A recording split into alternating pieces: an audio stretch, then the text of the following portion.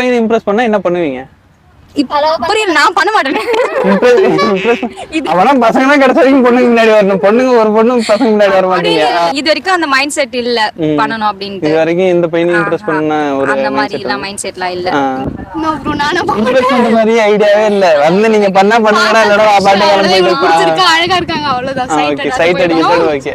நீங்க சான்ஸ் இல்ல இம்ப்ரெஸ் பண்ற மாதிரிலாம் ஐடியாவே இல்ல யாரையும். ஓகே. நீங்க ஒரு பொண்ணை இம்ப்ரெஸ் பண்ணா என்ன பண்ணுவீங்க?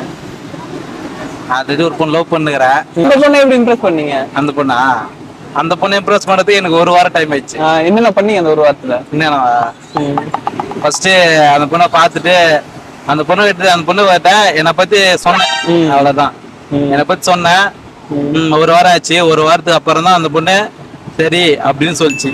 ப்ரப்போஸ் பண்ணிட்டீங்க? அந்த ஃபர்ஸ்ட் பார்த்த உடனே ப்ரப்போஸ் கூட நேர்ல பண்ணல, மொபைல்ல தான் ப்ரப்போஸ் பண்ணேன்.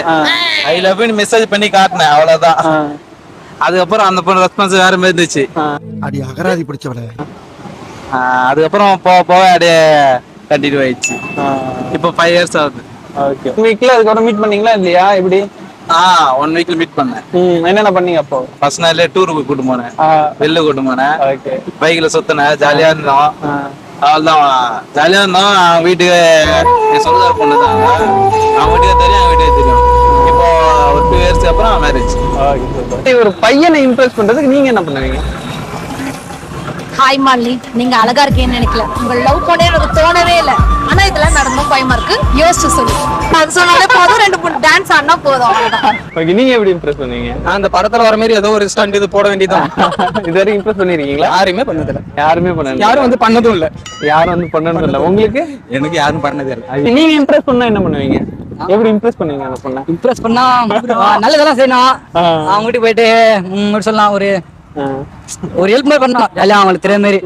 அவங்க அப்பா ஃப்ரெண்ட் ஆகணும். அப்புறம் அவங்க அம்மா நல்லா ஃப்ரெண்ட் ஆயிட்டு போயிட்டு அப்புறம் பொண்ணு பிடிக்கணும் வச்சுட்டு பிடிக்கிற மாதிரி எல்லாம் செஞ்சுட்டு அப்புறம் போயிட்டு இம்ப்ரெஸ் பண்ணோம். இந்த மாதிரி உனக்கு பிடிச்சிருக்கு அப்படின்னு போயிட்டு இம்ப்ரெஸ் பண்ணி. ஃபர்ஸ்ட் ஸ்டெப் என்ன வைப்பீங்க நீங்க ஒரு பொண்ணை இம்ப்ரெஸ் பண்ண? இம்ப்ரெஸ் பண்ணா அவங்களுக்கு பிடிச்சது ஃபர்ஸ்ட் கேட்பான்.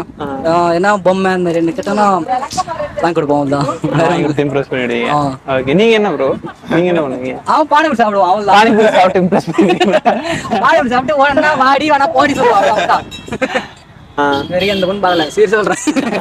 அதான் ஐடியா வரும். இது வரைக்கும் அந்த பொண்ணு பார்க்கல. அதனால ரொம்ப லவ் பண்ணிருக்கீங்களா இது வரைக்கும்?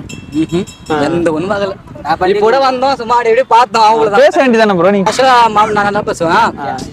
பொண்ணு பார்த்து பேச கொஞ்சம் தயக்கமா. நீங்க வேணா வாங்க, இப்போ ஒரு பொண்ணுகிட்ட பேசுவோம். உங்களுக்கு எந்த பொண்ணு பிடிச்சிருக்கு? நீங்க வேற அந்த மாதிரி வேணா பாலக்காடு சரி அப்படி போயிடணும்.